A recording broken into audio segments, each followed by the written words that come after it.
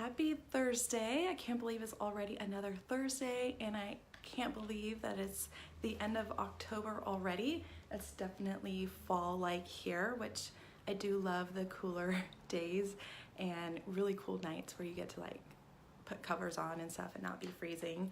I even have a couple friends that have already had snow where they live, so I've always lived in California, so I don't really understand that concept of snow, which I'm not upset about. I do love the weather that we have. But anyways, to my point. So all month long, we have been talking about how we deal with grief, particularly grief when it comes to losing a baby or a pregnancy too soon.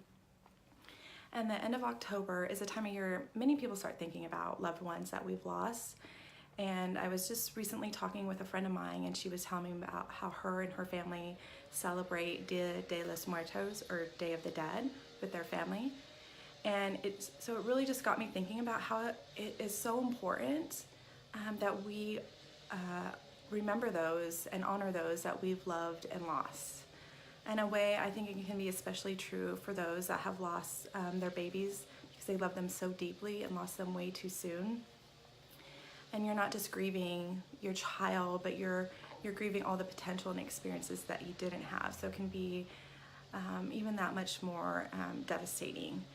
But there's so much about this person that you never got to know. And I think for moms especially, who knew the baby more intimately during their pregnancy, it's definitely more difficult because there's that deep connection. So I think there's a lot to be said about healing and remembering and honoring those loved ones.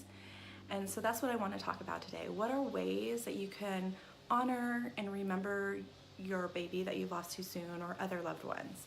And the first one is using the baby's name, using the child's name. You can ask other people to do it too. Sometimes I know people can hesitate and are fearful of upsetting someone, so they don't want to say anything, right? I talked about that before. But if you talk about your baby and you talk about the things, it then can make people a little bit more comfortable, encourages them to start doing it too. Or if you're someone who's wanting to be supportive to someone else that is experiencing loss, then definitely don't be afraid and to initiate it, the conversation, and use the baby's name. And even if you want to say like, is it okay?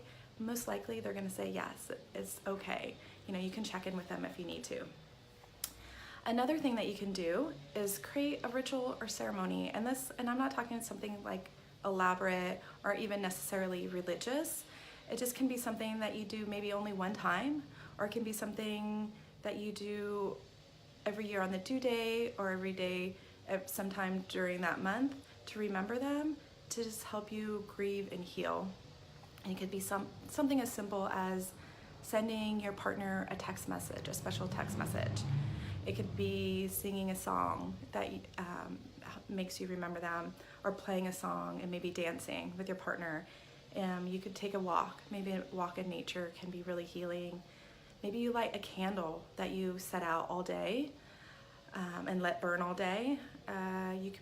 Maybe you plant a tree in their memory, or you plant flowers, or even someone was recently telling me how they plant a garden every year in memory of their loved one. And maybe the flowers are flowers of the birth month, or the month that you lost them in memory, whatever the flower is of the month. Maybe you also just put some of their things on display, or a picture, or some memento maybe someone gives you in their memory.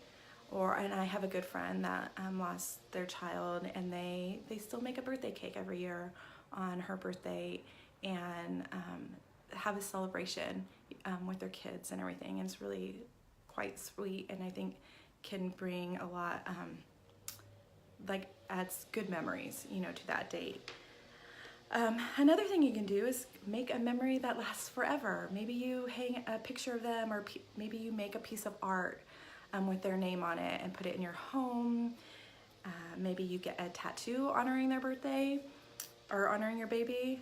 Maybe you have a piece of custom jewelry made with their name on it, or their initials, or maybe with an ultrasound photo or whatever, like something in memory of them. Another thing you can do is also write to your baby. Maybe you you write a letter every year and you put it in a special vase. Maybe you start a blog in honor of them. Maybe you keep a journal. Anything like that, and you can just tell them about what's going on or what you had hoped, or it could be anything. You're just writing to your child or your loved one. Another thing you can do is connect and heal with others. There's nothing to be said about being able to connect with people that have experienced similar losses. So reach out to other moms that have done that. We are other parents. We need that support. And I think we also need to know, especially if they've been through it before us, that we need to know that there's love, there's hope after loss. So definitely reach out to those that can connect and give you that support, that have a special understanding of the grief that you're going through. Or maybe you volunteer or fundraise for a special event or a nonprofit that supports grieving moms or parents, or a different cause, maybe in memory that, or something that would be helpful in honor of them. Or maybe you do something brave, like you decide to run a 5K in their memory, or you go for a solo trip, or maybe you and your partner just go for a trip together. Maybe you write a song in their memory, or I mentioned it before, make a piece of art that you end up hanging in your home. Maybe you guys can do that together as a couple even, or maybe you even decide to share your story publicly.